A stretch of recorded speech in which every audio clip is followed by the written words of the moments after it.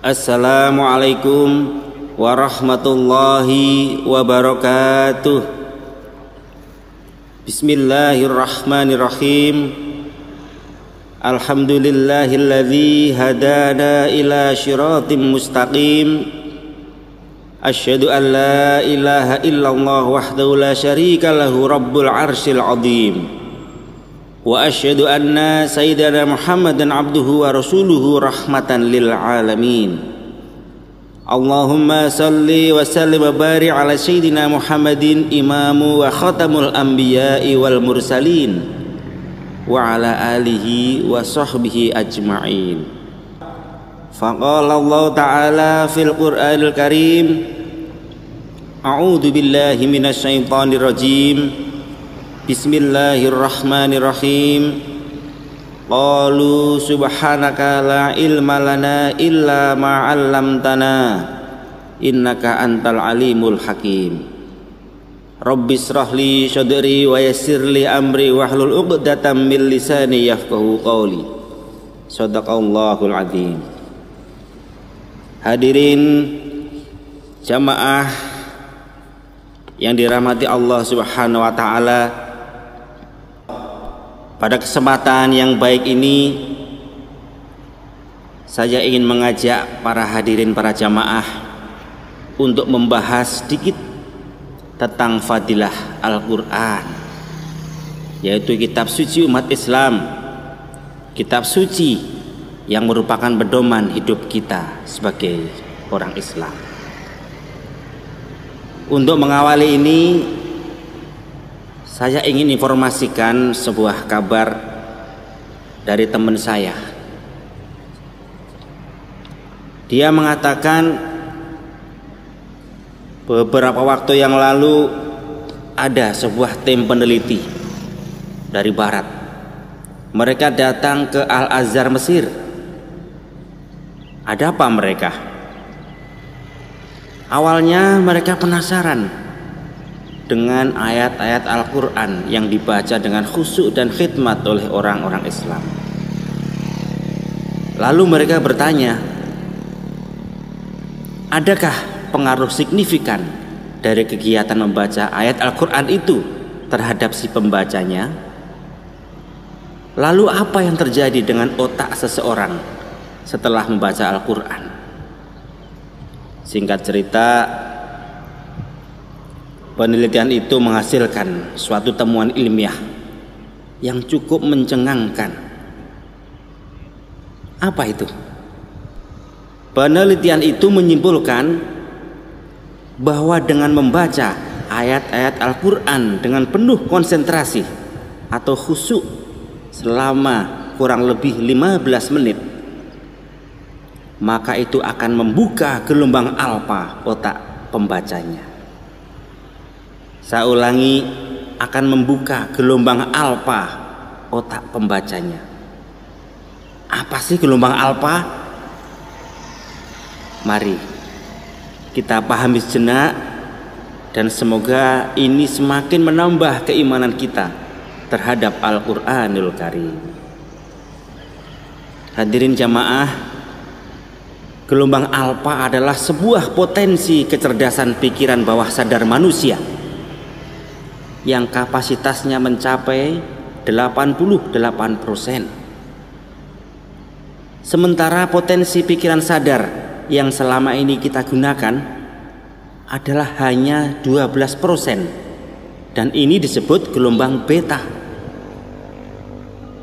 Dengan kapasitas sebesar 88% tadi, maka gelombang alfa bertindak sebagai gerbang kreativitas dan gerbang untuk menuju pikiran bawah sadar.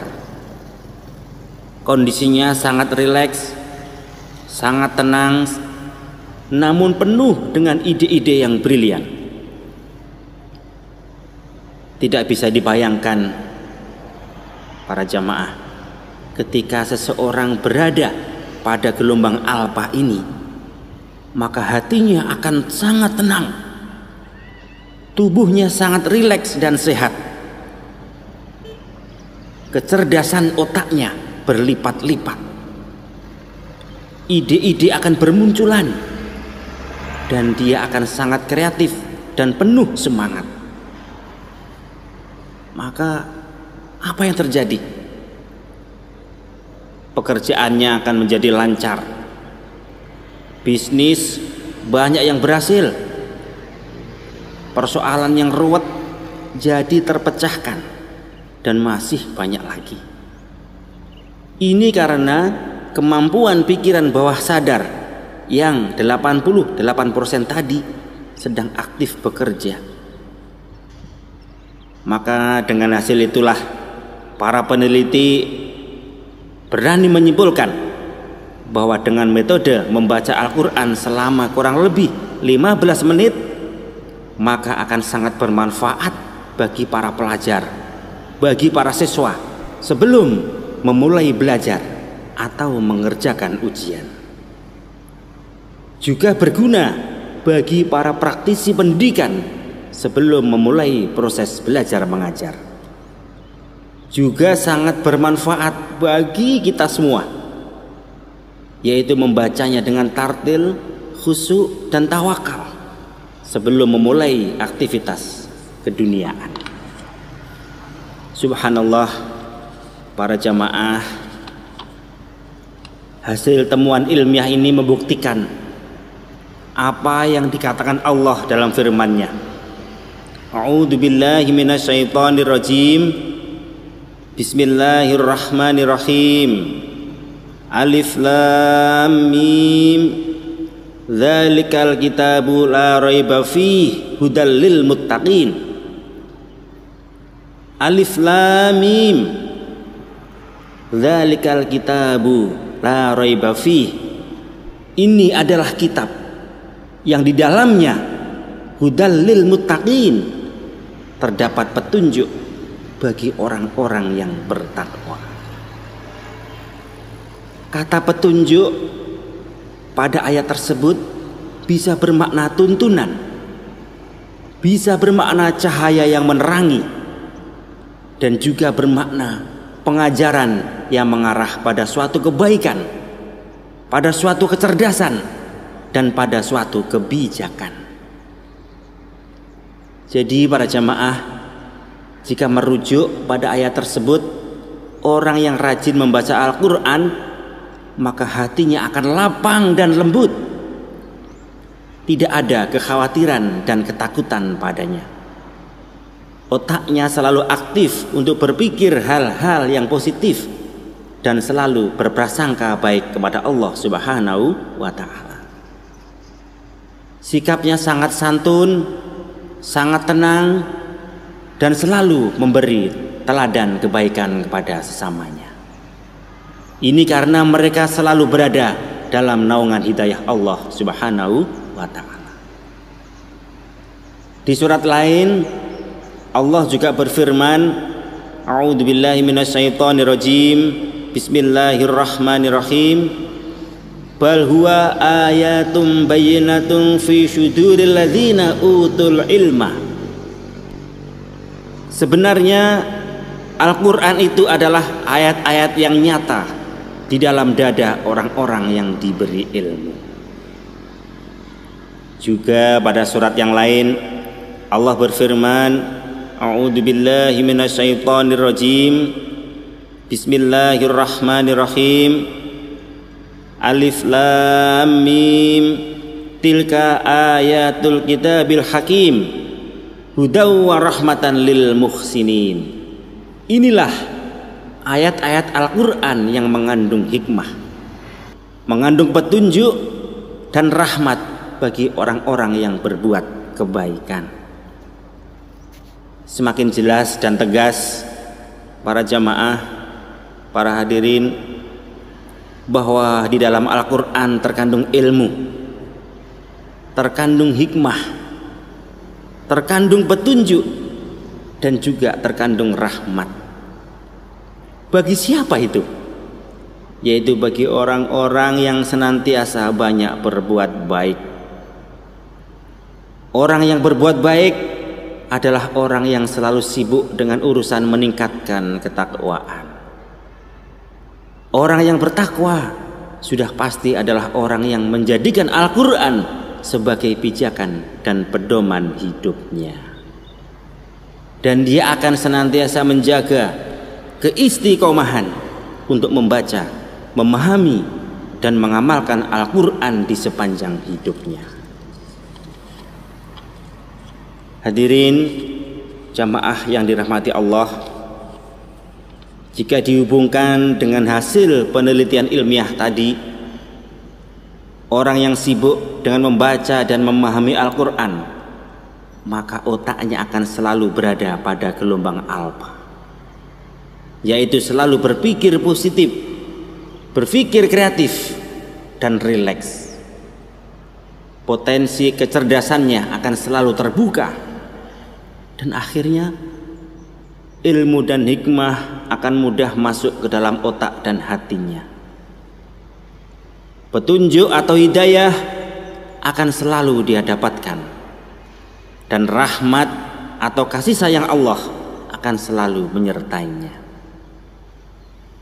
Sementara untuk tujuan yang lebih agung, yaitu kemuliaan di akhirat kelak, Allah juga menjanjikan balasan pahala yang sangat besar bagi hamba-hamba yang selama hidupnya sibuk dengan urusan membaca, memahami, dan mengamalkan Al-Quran. Nabi kita Muhammad SAW bersabda, barang siapa membaca satu huruf dari kitab Allah, maka baginya satu hasanah atau kebaikan, dan satu hasanah itu sama dengan 10 kali lipatnya. Hadis riwayat Tirmizi.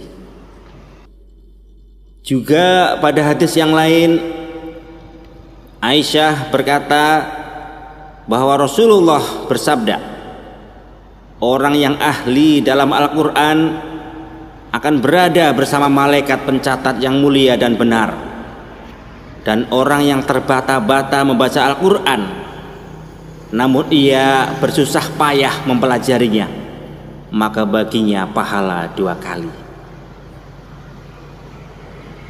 Hadirin, Al-Quran juga bisa menjadi syafaat bagi orang tua kita. Sebab jika kita rajin membaca dan memahaminya, maka secara otomatis orang tua kita menerima kemuliaan di akhirat. Baginda Nabi bersabda, barang siapa membaca Al-Quran dan mengamalkan apa yang terkandung di dalamnya, maka kedua orang tuanya akan dipakaikan mahkota pada hari kiamat yang cahayanya lebih terang daripada cahaya matahari seandainya berada di rumah-rumah kalian di dunia ini. Maka bagaimana menurut perkiraan kalian mengenai orang yang mengamalkannya? Namun sebaliknya para jamaah, jika kita enggan untuk membaca dan memahami Al-Quran, atau bahkan sama sekali kita lupakan kitab suci yang mulia ini dari kehidupan kita, maka sebenarnya secara perlahan kita telah membiarkan hati kita ini berkarat. Jika hati telah berkarat, maka hati tidak akan mampu mengendalikan hawa nafsu.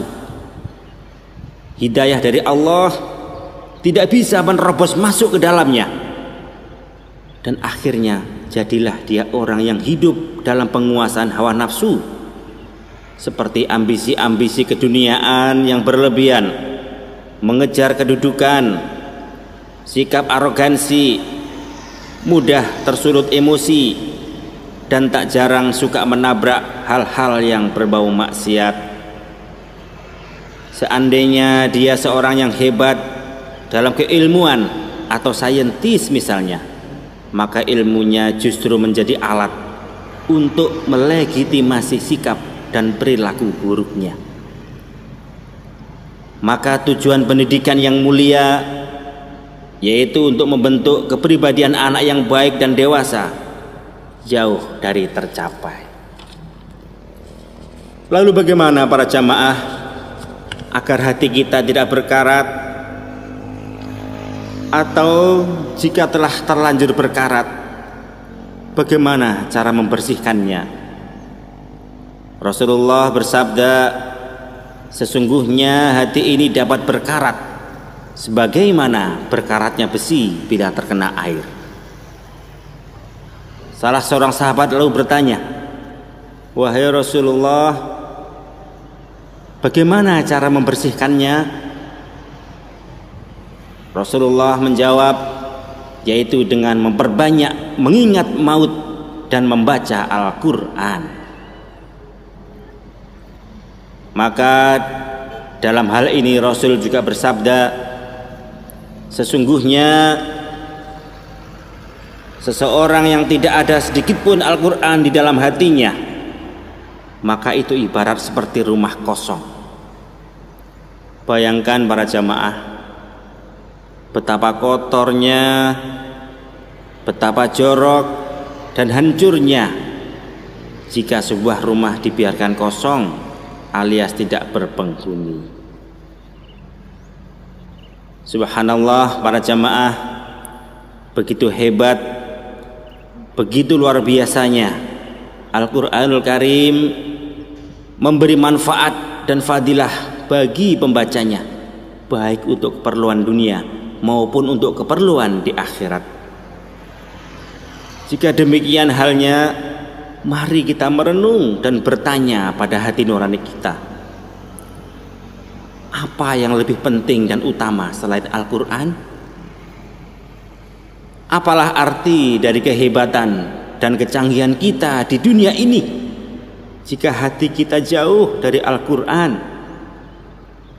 Maka dengan tegas Rasulullah bersabda, khairukum man ta'allamal Qur'an wa 'allamahu. Sebaik-baik kalian adalah orang yang belajar Al-Quran dan lalu mengajarkannya. Hadirin jamaah yang dirahmati Allah, dari apa yang telah kita bahas tadi, maka jelaslah bahwa jika kita mengaku sebagai umat Islam, maka kita punya kewajiban terhadap Al-Quran, dan Al-Quran punya hak atas kita. Apa kewajiban kita? Pertama adalah membaca, kedua mempelajari, ketiga memahami, keempat melaksanakan, dan kelima adalah mensyiarkan. Lebih simpel dan lebih mudah untuk menghafal. Kewajiban kita terhadap Al-Quran adalah 5M, bukan 5 miliar. 5M: membaca, mempelajari, memahami, melaksanakan, dan mensyiarkan. Dengan adanya kewajiban tersebut, maka mau tidak mau kita harus berusaha semaksimal mungkin, paling minim adalah dapat membacanya. Namun jika kita ingin meningkatkannya lagi, yaitu dengan memahami isi kandungan Al-Quran, maka sempatkan waktu kita untuk belajar di majelis-majelis taklim yang menyediakan kajian-kajian tafsir Al-Quranul Karim. Dengan demikian kita terbebas dari kewajiban kita terhadap Al-Quran. Sebab para jamaah, jika kita tidak memenuhi kewajiban itu, besok di akhirat Al-Quran akan menuntut haknya. Apa hak Al-Quran? Dalam sebuah kitab dibahas bahwa Al-Quran punya hak untuk dikhatamkan minimal 2 kali dalam setahun. Subhanallah. Para jamaah, mari kita introspeksi. Sudahkah kita menjadikan Al-Quran sebagai bacaan utama dalam kehidupan sehari-hari kita? Ini sangat berkaitan dengan soal iman para jamaah. Jika hati kita terketuk, maka seyogianya kita mulai berpikir bahwa persoalan akhirat, persoalan hidup setelah mati adalah persoalan yang mestinya harus kita jadikan skala prioritas atau perhatian utama ketimbang memikirkan dunia yang bersifat paliatif atau sementara. Dan alangkah meruginya kita kelak jika kita tidak mampu memenuhi hak Al-Quran, karena kita akan ditempatkan pada tempat yang penuh penyesalan dan penderitaan. Untuk itu para jamaah, para hadirin yang dirahmati Allah,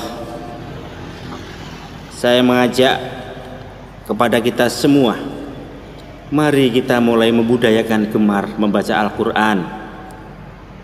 Mari kita isi hati kita ini dengan ayat-ayat Allah di setiap waktu sebelum melakukan aktivitas-aktivitas yang menyibukkan pikiran. Dengan demikian hati kita akan terus jernih dan terbebas dari karatan. Otak kita pun ibarat sebuah wadah besar yang siap diisi dengan kucuran ilmu dan hikmah.